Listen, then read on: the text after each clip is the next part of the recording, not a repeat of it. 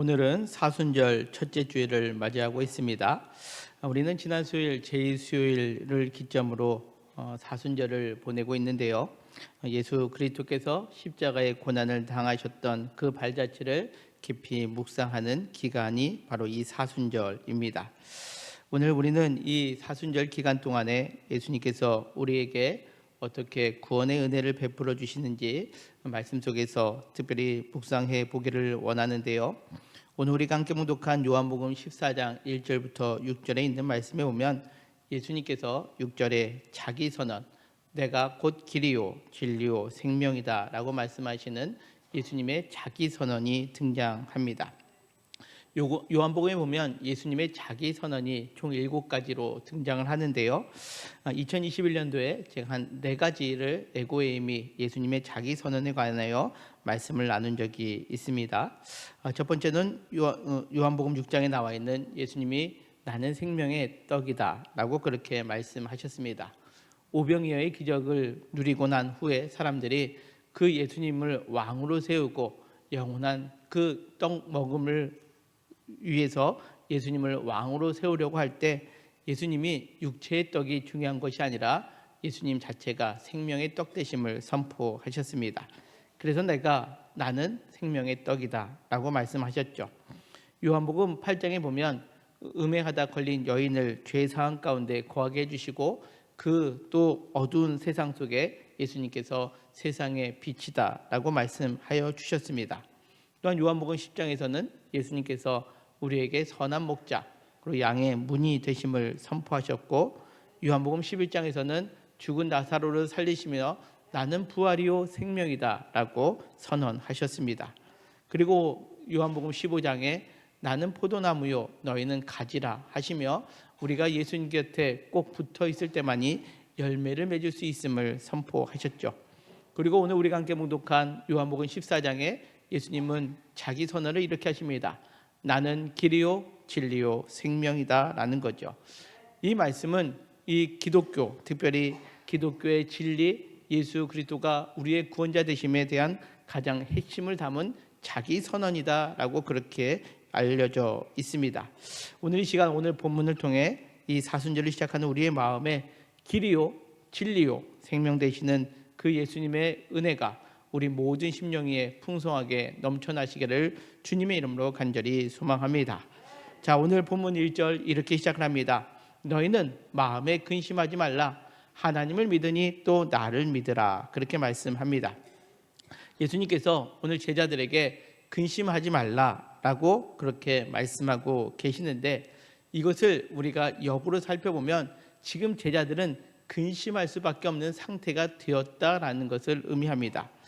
제자들이 왜 근심할 수밖에 없는 상태가 되었느냐? 다른 외적인 모습에서 이 제자들이 근심하고 있는 것이 아니라 예수님의 말씀 때문이죠. 우리가 오늘 봉독한 요한복음 14장 앞에 13장에 보면 예수님이 제자들과 나눴던 최후의 만찬의 장면이 나옵니다. 예수님께서 제자들의 발을 씻기신 후에 예수님께서 제자들에게 이와 같은 말씀을 하시는데, 첫 번째로 13장 21절에 이렇게 말씀합니다. 예수께서 이 말씀을 하시고 심령이 괴로워 증언하여 이르시되 내가 진실로 진실로 너희에게 이르노니 너희 중 하나가 나를 팔리라 라고 그렇게 말씀합니다. 예수님의 애제자라고 생각하는, 그리고 핵심 멤버라고 생각했던 12명의 제자 중에 예수님을 팔 자가 있다라고 예수님께서 말씀하시는 거죠. 이 말씀을 들었을 때 제자들은 매우 근심할 수밖에 없었다라는 겁니다. 또한 이 말씀으로 끝난 것이 아니라 요한복음 13장 33절에 보면 또 예수님께서 이렇게 말씀하십니다. 작은 자들아 내가 아직 잠시 너희와 함께 있겠노라. 너희가 나를 찾을 것이나 일찍이 내가 유대인들에게 너희는 내가 가는 곳에 올 수 없다고 말한 것과 같이 지금 너희에게도 이르노라. 그렇게 말씀합니다. 지금 예수님께서 지금 너희들과 함께 있을 텐데 내가 유대인들에게 말한 것처럼 이제 나는 너희를 떠날 것이다 라고 그렇게 말씀하고 계시고, 또 36절에 보면 내가 너희를 떠나게 될 터인데 너희는 나를 찾을 수 없다, 따라올 수 없다 라고 그렇게 말씀하셨다라는 거죠. 세 번째로 38절에 또 이렇게 말씀하십니다. 예수께서 대답하시되 내가 나를 위하여 목숨을 버리겠느냐? 내가 진실로 진실로 내게 이르노니 닭 울기 전에 내가 3번 나를 부인하리라. 그렇게 말씀하십니다. 그렇습니다. 예수님이 떠나신다고 할 때 베드로가 내가 목숨을 내놓으면서 예수님을 쫓겠습니다 라고 할 때 예수님이 베드로에게 너 오늘 밤에 3번 나 부인할 거야 라고 말씀하셨다는 거죠. 이 3가지의 말씀은 무엇을 의미합니까? 지금 예수님을 따라 다녔던 그 제자들 가운데 서로에게 지금 누군가가 예수님을 판다라는 말씀을 하시는 순간 서로에 대한 불신의 마음으로 근심할 수밖에 없었다라는 거죠. 그동안 함께 동고동락했는데 그중 하나가 예수님을 판다고 하니 서로에 대하여 불신으로 근심할 수밖에 없었다라는 겁니다. 또 예수님을 철석까지 믿고 따랐던 그 제자들이었는데 어느 순간 예수님이 내가 너희를 떠나간다 라고 말씀하시니까 그 예수님에 대한 부재에 대하여 그들은 근심할 수밖에 없었다라는 거죠. 뿐만 아니라 베드로 내가 예수님을 끝까지 쫓겠습니다 라고 했는데 그 자기 자신만큼은 확실합니다 라고 그렇게 예수님께 말씀을 드렸음에도 불구하고 예수님께서 너 그렇게 자신할 거 없어, 오늘 밤에 3번 나를 부인할 거야 라고 말씀하셨다라는 것, 자기의 확신에 대한 그 불확실성을 예수님이 말씀하셨다라는 거죠. 이와 같은 모습 그들은 오늘 근심할 수밖에 없었다라는 거죠. 이 모든 기대, 계획, 삶의 기반 모든 것들이 무너지는 것처럼 되어버렸다라는 겁니다. 지난 3년 동안 예수님을 따라다녔는데 불신, 그리고 예수님이 계시지 않는 상태, 내가 그렇게 믿고 따랐다라고 확신했는데 내 스스로도 믿지 못하는 상태가 되었다라는 거죠. 이와 같은 이 불안한 상황 가운데 있는 제자들에게 예수님께서 14장 1절에 너희는 마음에 근심하지 말라라고 그렇게 말씀하고 계시다라는 거죠. 여기 근심하다라는 번역된 헬라어의 원어는 타라소라는 단어인데요. 이거는 그냥 예수님이 또 우리에게 저렇게 얘기하지, 그냥 마음 가운데 불편한 마음을 갖고 있다라는 의미가 아닙니다. 이 타라소라고 번역된 근심하다라는 이 단어는 단순한 우울감, 그 근심이 아니라 거대한 폭풍에 의해서 바닷물이 뒤집혀지는 그런 극도의 혼란한 상태, 그것을 오늘 성경에 근심이다라고 표현하고 있다라는 거죠.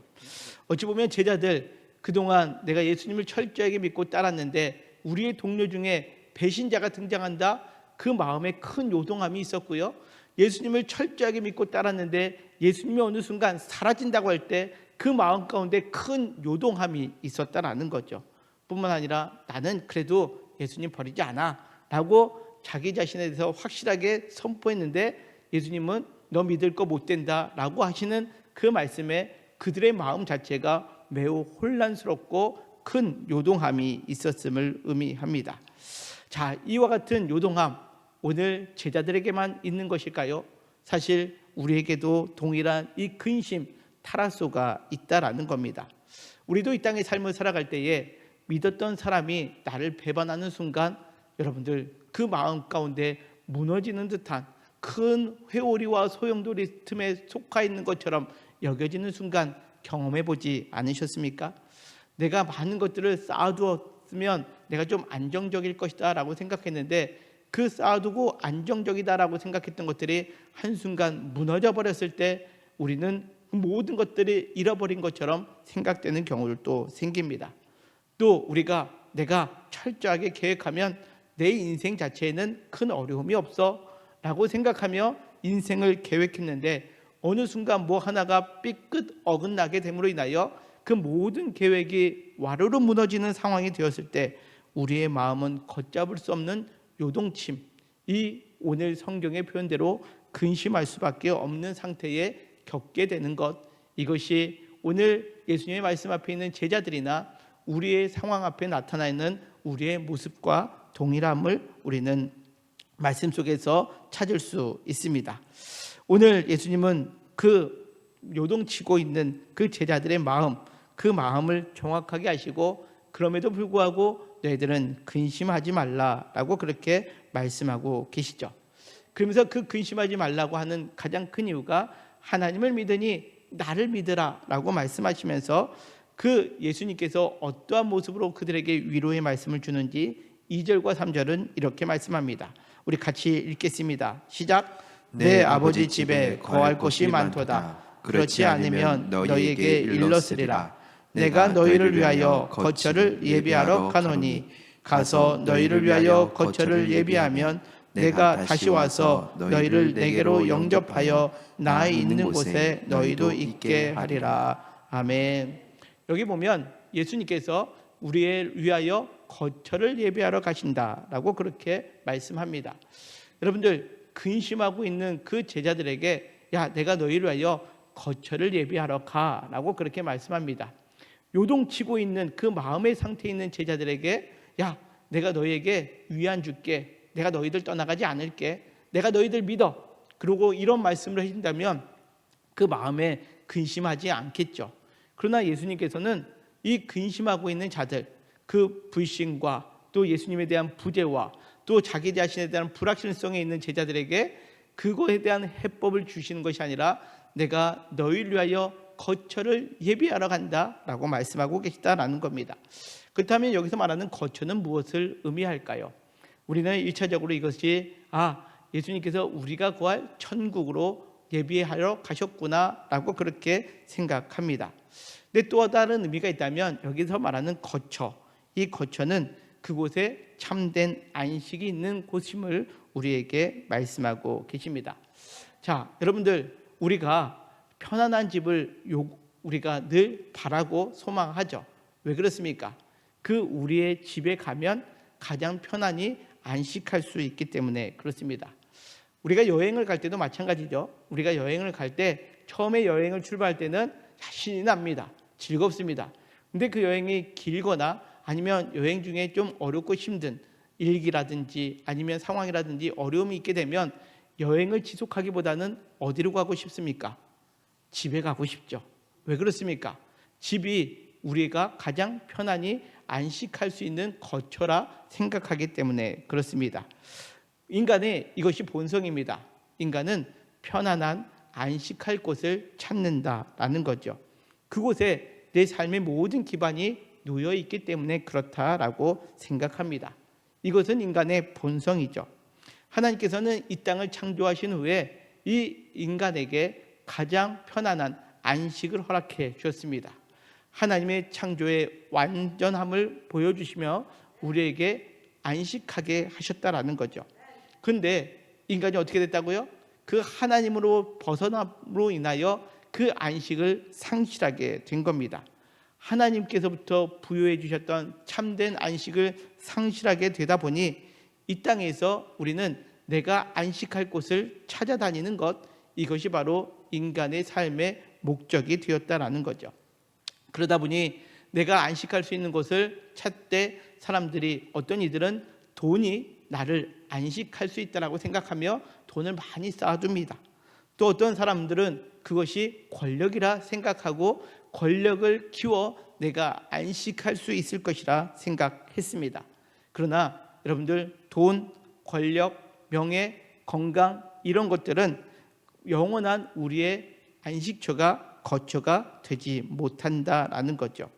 오늘 본문에 예수님께서 우리를 위하여 거처를 예배하러 가신다라고 말씀하고 계실 때 여기 말하는 거처를 헬라어로 모나이라는 단어를 쓰고 있는데 이거는 그냥 장소, 집을 의미하는 것이 아니라 영원히 안식할 수 있는 영구적인 거처를 의미합니다.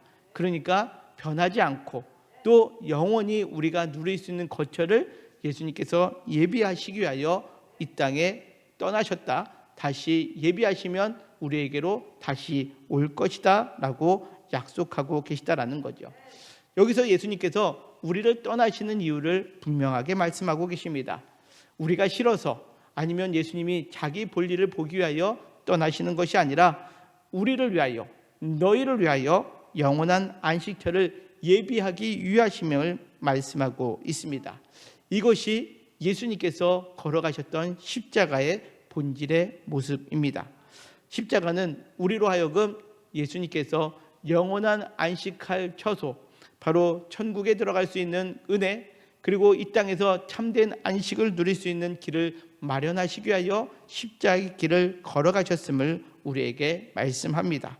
그리고 그 거처를 예비하면 다시 오셔서 우리를 영접하여 주신다라는 거죠. 2000년 전에 예수님께서 이 땅에 처음 오셨을 때는 우리로 하여금 예수님을 믿고 영접하여 구원을 얻게 하려 하셨다라는 것을 우리는 믿습니다.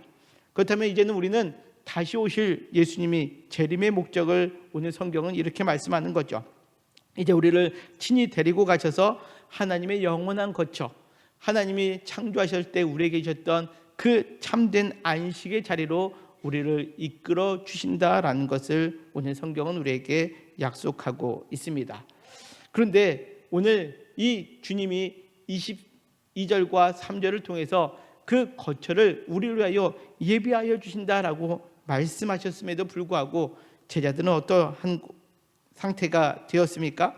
근심 가운데 있던 제자들은 그 참된 안식의 자리, 그 예수님께서 우리를 위하여 마련해 주실 영원한 거처에 대하여 그것을 온전히 깨닫지 못하게 되었다라는 거죠. 왜 그렇습니까? 인생의 방향이 엉뚱한 데 향하여 있었기 때문에 그들은 예수님이 참된 장소, 영원한 안식의 처소를 알려주셨음에도 불구하고 그들은 여전히 근심할 수밖에 없었다라는 거죠. 계획했던 모든 것들이 숲으로 돌아가게 되는 순간 그들은 근심한 나머지 예수님께서 야, 내가 너에게 참된 안식의 처소를 마련해 줄게 라고 하셨던 그 말씀을 그들은 깨닫지도 듣지도 못하고 있었다라는 겁니다. 그때 5절에 보면 도마가 이렇게 예수님께 묻죠. 도마가 이르되 주여, 주께서 어디로 가시는지 우리가 알지 못하거늘 그 길을 어찌 알겠사옵나이까? 라고 예수님께 묻고 있습니다. 마치 이거죠. 야, 예수님께서 참된 안식할 수 있는 자리, 영원한 우리가 누리고자 하는 그 가장 하나님께서 우리에게 약속했던 참된 안식의 처소를 예수님께서 주신다고 하셨는데 우리는 그걸 잘 모르겠다라는 거죠.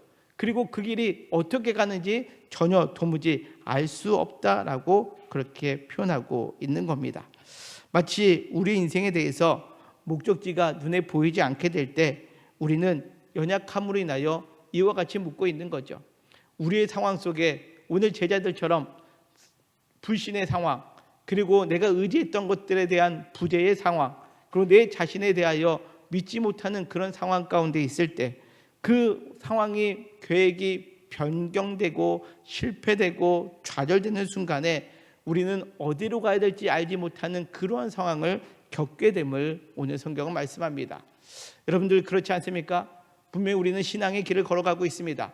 그런데 오늘 제자들처럼 때로는 우리가 불신의 상황 가운데 함몰되다 보면 또 내가 믿고 의지했던 그 무언가가 사라졌다라고 생각되는 순간, 그리고 내 자신 계획이 모든 것들이 실패하고 숲으로 돌아갔을 때 눈앞에 보이는 게 없게 되는 거죠. 말씀을 들어도 말씀이 우리 안에 들어오지 못하고 내가 어디로 가는지 알지 못하겠습니다.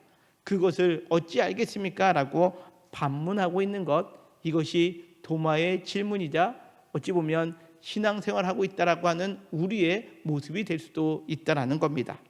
이때 예수님께서 이렇게 말씀하십니다. 에고에임이 예수님의 자기 선언인데요. 6절 말씀 우리 같이 읽겠습니다. 시작. 예수께서 이르시되 내가 곧 길이요 진리요 생명이니 나로 말미암지 않고는 아버지께로 올 자가 없느니라. 아멘. 그렇습니다. 6절의 말씀에 오면 예수님께서 자, 나 어디로 가는지 알지 못하겠는데요 라고 하고 있는, 나 잘 모르겠습니다 라고 할 때 예수님께서는 나는 무엇이다 라고 하는 에고에이미의 선언을 하시면서 예수님 존재 자체가 바로 정답임을 선포하고 계시다라는 거죠. 그 예수님이 자, 내가 바로 네가 찾고 있는 길이다 라고 말씀하시는 것, 이것이 오늘 예수님의 자기 선언입니다. 첫 번째가 무엇이라고요? 예수님이 유일한 길이다 라는 거죠. 세상에는 많은 길이 있습니다. 세상에는 성공 또 생존을 위한 많은 길들이 있죠. 각자 그 길을 향하여 살아갑니다. 어떤 이들은 내가 살기 위하여 남을 짓밟고 올라가야 된다라고 생각하며 생존하기 위하여 살아가는 그러한 길을 선택하는 경우도 있습니다. 어떤 이들은 그래도 남을 짓밟고 올라가는 것보다 서로 우리가 공존하자, 우리 착하게 살자라고 하며 그런 길을 선택하며 걸어가는 사람들도 있습니다. 또 다른 종교에 보면 나름 내가 행복하기 위하여 쾌락을 추구하거나 아니면 반대로 내가 절제함으로 인하여 내가 온전히 삶을 살아가는 만족스러운 삶을 살아가려고 길을 선택하는 경우들도 있습니다. 우리 인생 가운데는 참 다양한 길이 있죠. 그러나 오늘 예수님께서 내가 길이다라고 말씀하시는 이 말씀 속에 길이라는 것은 그 단어 앞에 정관사가 붙습니다. 수많은 길 가운데 하나가 아니라 바로 아버지 하나님께로 나아가는 유일한 길이다라는 것을 우리에게 말씀하고 계시다라는 거죠. 예수님만이 길, 그 많은 길 중에 하나가 아니라 바로 하나님께로 갈 수 있는 유일한 길이다라는 거죠. 세상에 안식처가 진짜인 것처럼 여겨 많은 사람들은 여기 기웃 저기 기웃하며 그 길이 맞는지 그렇게 고민하며 그 길을 따라갑니다. 그러나 예수님께서는 그 하나님께서 창조하신 그 자리, 참된 안식의 자리로 가기 위하여 우리가 선택해야 될 길은 많은 길들 중에 하나가 아니라 예수님만이 유일한 길 되심을 우리에게 선포하고 계시다라는 거죠. 예수님께서 우리가 그 하나님께로 가고자 할 때 도저히 갈 수 없는 죄의 장막을 예수님께서 십자가를 친히 지심으로 인하여 스스로 길이 되어 주셨음을 오늘 말씀합니다. 이것이 예수님께서 걸어가신 십자가의 길, 유일한 우리에게 참된 안식과 구원을 주시는 길이심을 우리에게 말씀합니다. 그래서 사도행전 4장 12절은 이렇게 말씀합니다. 다른 이로서는 구원을 받을 수 없나니 천하 사람 중에 구원을 받을 만한 다른 이름을 우리에게 주신 일이 없다라는 거죠. 때로는 세상 사람들이 기독교를 향해서 구원의 길이 예수님밖에 없다라고 말한다고 하면서 기독교를 편협한 종교, 독선적인 종교라고 비난합니다. 그러나 여러분들 성경은 단호하게 말씀합니다.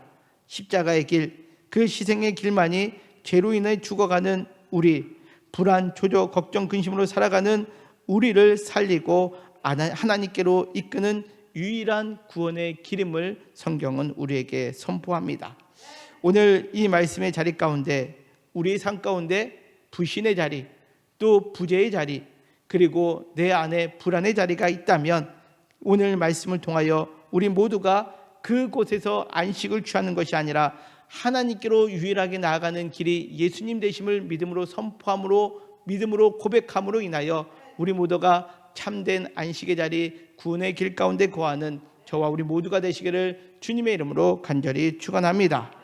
자, 또 오늘 예수님은 내가 진리다라고 말씀하고 계시는데 진리는 무엇을 의미합니까?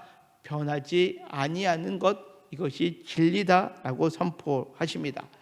여러분들, 이 땅의 많은 것들은 진리인 것처럼 보여지지만 진리가 아닙니다.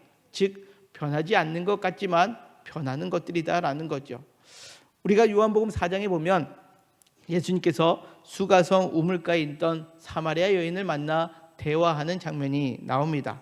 그 여인, 이 땅에 만족함을 누리려고 삶을 살아가는데 그 만족함을 얻지 못하다 보니 남편이 과거에 5이나 있었고 현재에도 그 있는 남자가 남편이 아닌 상태에 머물러 있었습니다.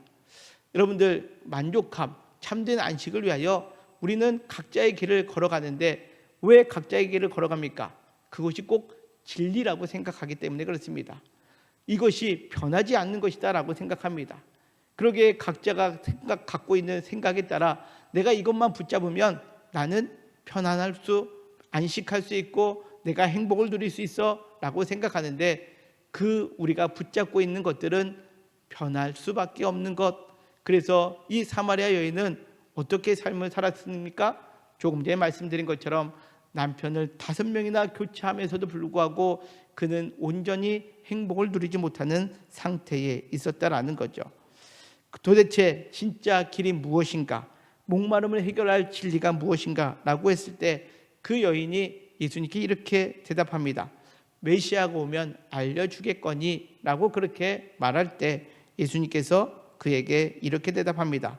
내가 말하는 내가 그다 라고 예수님이 말씀하여 주시면서 매일같이 물을 먹어도 목마르지 아니하는 그와 같은 물이 되시는 예수님, 그래요, 우리의 인생 가운데 진정 변하지 아니하는, 목마르지 않도록 우리에게 영원한 갈급함에서 해결할 수 있는 그러한 진리가 예수님 되심을 우리에게 말씀하고 계시다라는 거죠. 과거에도 현재에도 미래에도 세상의 모든 것들은 바뀝니다. 변합니다. 어떤 이들은 돈이 진리다라고 생각하지만 여러분들, 돈이 우리의 진리가 됩니까? 아니요. 돈은 변합니다. 우리의 마음을 바꿉니다. 우리의 마음을 탐욕스럽게 하고 우리의 마음을 변화시켜서 그것을 우리가 진리라고 착각하게 만드는 거지, 돈이 우리의 진리가 되지 못합니다. 권력도 마찬가지고 이 땅에 변하지 않는 것은 아무것도 없다는 거죠. 변하지 않는 것은 다만 예수님만이 우리의 구원자가 되신다라는 것, 이것이 변하지 않는 진리임을 예수님이 선포하고 계십니다. 사랑하는 성도 여러분, 예수님만이 변하지 않는 진리 되심을 믿음으로 고백하는 오늘이 예배의 자리가 되시기를 주님의 이름으로 간절히 소망합니다. 그 예수님의 변하지 않는 진리는 오늘 예수님의 말씀 속에서도 포함되어 있죠. 내가 거처를 예배하러 갔다가 다시 와서 너희를 영접하여 주신다라는 겁니다. 예수님의 말씀은 2000년이 지난 지금도 이루어지지 않았습니다. 그러다 보니 사람들은 생각합니다. 야, 아직 이루어지지 않았으니까 진리가 아닌가 보다 라고 또 생각합니다. 그러나 예수님의 말씀은 아직 이루어지지 않았던 것이지 그것이 바뀐 것은 아닙니다. 그렇지 않습니까? 예수님이 다시 오실 것은, 그것은 변하지 않는 진리입니다. 예수님의 말씀은 그겁니다. 세상은 변해도 변하지 않는 것, 예수님만이 우리의 유일한 구원자가 되시는 것, 그리고 다시 와서 우리를 영원한 안식의 젖으로 이끌어 주신다라는 그 진리는 변하지 아니함을 예수님이 선포하고 계시는 거죠. 우리의 영혼의 혹 갈급함으로 인하여 변하지 않는 것을 추구하고 찾고 계십니까? 오늘 말씀처럼 변하지 않는 것은 세상에 없습니다. 오직 예수님 한 분밖에 변하지 아니하는 진리가 되심을 믿음으로 선포하며 우리 모두가 그 예수님 안에서 참된 안식을 누릴 수 있는 유일한 구원자 되심을 믿음으로 받아들이는 저와 우리 모두가 되시기를 주님의 이름으로 간절히 축원합니다. 또한 세 번째로 예수님께서는 생명이라 말씀하시는데 그 생명은 영원한 생명 되심을 선포하고 계십니다. 우리가 생명 그러면 어떻게 생각합니까? 육체에 목숨이 붙어 있을 때 우리는 생명이다라고 생각합니다. 때로는 그 육체의 목숨이 우리가 벗어나게 되면 죽음이라고 생각을 하죠. 그런데 오늘 예수님께서 말씀하신 생명은 어떠한 생명입니까? 사망 권세까지도 이기신 그 영원한 생명 되십니다.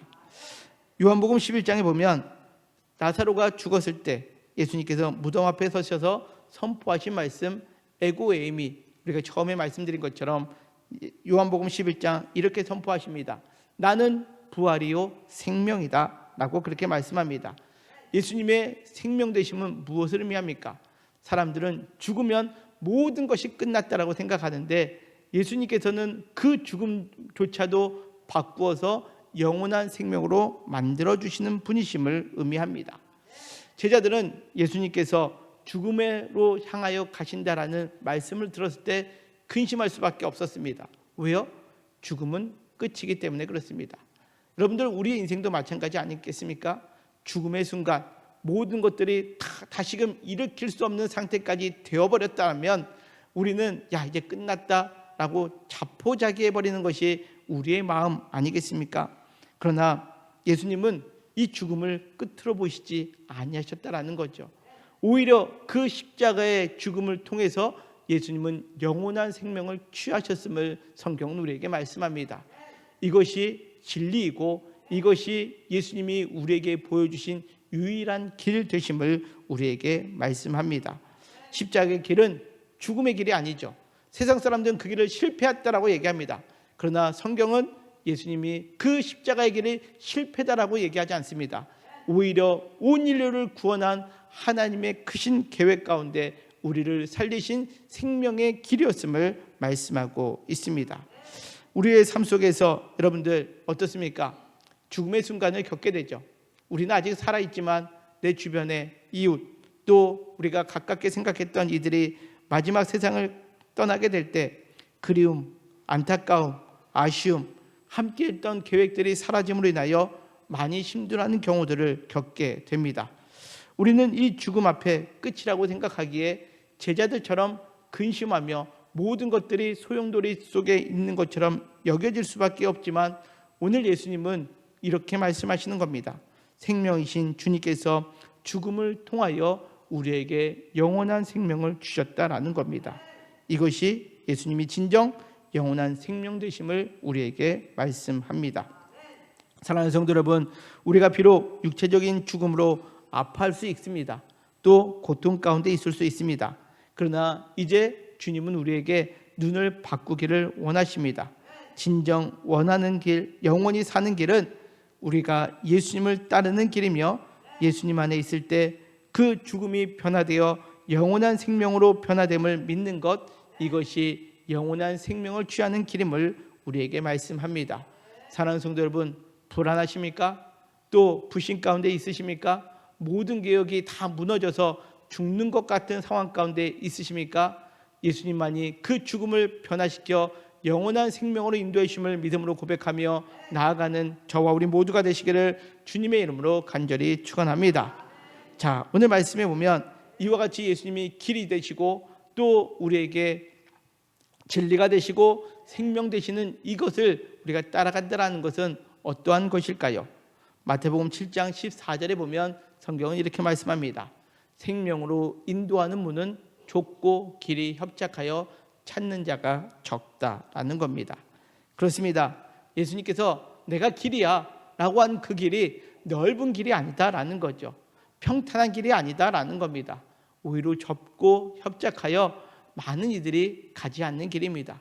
그러기에 많은 사람들이 세상에서 원하는 대로 세상의 가치관을 따라 저 길보다는 내가 세상에서 누리고자 하는 것이 나를 참된 안식 가운데 거하게 해주는 것 같고 행복하게 누리게 해주는 것처럼 여기기에 거기에서 벗어나지 못하고 있다라는 겁니다. 그러나 우리는 오늘 이 말씀을 듣는 우리는 어떠한 길을 선택해야 되겠습니까? 비록 그 문은 좁고 길은 협착하여 찾는 이가 적지만 그 길 끝에는 무엇이 있다고요? 생명이 있음을 성경은 우리에게 약속하고 있습니다. 사랑하는 성도 여러분, 좁은 길이라 하는 그 믿음의 길을 걸어갈 때 우리가 기뻐할 수 있는 것은 찬송가 191장에 있는 가사처럼 좁은 길을 걸으며 밤낮 기뻐할 수 있는 것은 주의 영이 함께합니다라는 그 찬송의 가사처럼 우리가 그 길을 걸어갈 때 어렵고 힘든 순간에 성령의 도우심을 구하며 믿음의 길을 끝까지 걸어갈 수 있는 저와 우리 모두가 되시기를 주님의 이름으로 간절히 소망합니다. 그러기에 우리가 길과 진리와 생명 되시는 주님과 함께 걷는 이 사순절, 우리 첫째 주일을 맞이하는 우리의 삶 속에 세 가지를 한번 결단해 보았으면 좋겠습니다. 첫 번째는 목적지를 묻기 전에 길 되시는 주님과 동행하는 삶을 살기 위하여 기도하시길 바랍니다. 세상의 목적지, 돈이, 사람이, 권력이 내가 원하는 목적지를 향하여 나아가기를 위하여 구하는 것이 아니라 길 되시는 주님과 함께 할 수 있도록 여러분들 기도할 수 있기를 바랍니다. 그것만이 우리가 진정 사는 길이다라는 거죠.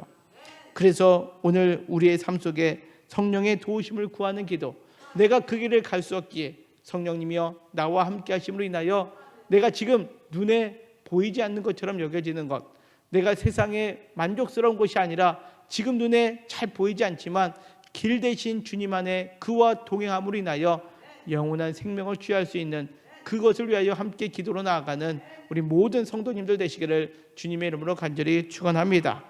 또한 둘째로 흔들리는 세상 속에서 진리되신 주님의 말씀을 읽고 묵상하시기를 바랍니다. 우리의 삶 속에서는 제자들이 근심하는 것처럼 타락속, 요동치는 그러한 마음의 상태에 거할 수밖에 없는 세상 속에서 살아가고 있습니다. 이 흔들리는 세상 속에서 우리가 흔들리지 않을 수 있는 이유는 단 하나입니다. 바로 말씀의 진리 가운데 변하지 아니하는 반석 위에 우리의 마음을 두는 겁니다. 그러기에 변하지 아니하는 그 진리 되시는 주님의 말씀을 언제나 묵상하고 우리가 그 말씀을 따라 우리가 삶을 살아가고자 우리가 힘써야 됨을 오늘 성경은 말씀합니다. 우리는 말씀을 잘 읽지 못하는 상황 가운데 있을 때 있습니다. 왜 그렇습니까? 세상의 소리가 잘 들리기 때문에 그렇습니다. 세상의 볼륨이 크기 때문에 하나님의 말씀이 잘 들리지 않을 때가 있습니다. 이 사순절만큼만 우리가 세상의 소리에 볼륨을 줄이고 진리의 말씀 위에 우리가 우리의 마음과 우리의 생각을 집중할 수 있는 그러한 성도님들 되시기를 주님의 이름으로 간절히 소망합니다. 세 번째로 죽음의 권세를 이기신 생명 되신 주님을 고백하는 삶입니다.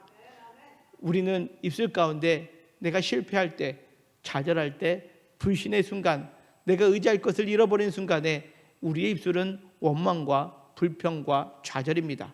그러나 우리의 길이요 진리요 생명 되시는 주님을 믿음으로 받아들이는 자는 그 어떠한 순간 속에서도 내가 예수님의 은혜로 다시 사는 생명의 예수님을 고백하는 삶으로 나아갈 수 있게 된다라는 거죠. 이 생명의 고백이 우리가 날마다 하게 되면 이 고백은 내 입술에만 머물러 있는 것이 아니라 그 말을 듣는 옆에 있는 사람들에게도 생명의 능력이 전달됨을 여러분들 기억하시기를 바랍니다. 알 수 없는 미래, 막막한 고난 앞에서 마음이 요동칠 때마다 오늘 주님께서 우리에게 주신 말씀, 너희는 마음에 근심하지 말라, 하나님을 믿으니 또 나를 믿으라. 이 말씀을 온전히 받아들이고 믿음으로 선포하며 살아가는 우리 영통교회 모든 성도님들 되시기를 주님의 이름으로 간절히 소망합니다. 그래서 오늘 예수님의 자기 선언, 내가 길이요 진리요 생명이다라고 하신 이 에고에이미의 말씀을 통해 좁고 험하지만 그 주님의 길 되심을 믿고 그 길을 따라 묵묵히 걸어가는 삶, 그리고 영원히 변하지 아니하는 구원자 되시는 예수님의 말씀을 깊이 묵상함으로 인하여 우리의 삶 속에 어떠한 순간 속에서도 부활의 생명의 능력이 있음을 믿음으로 선포함으로 말미암아 날마다 믿음의 승리를 이루어가는 우리 영통교회 모든 성도님들 되시기를 주님의 이름으로 간절히 축원합니다.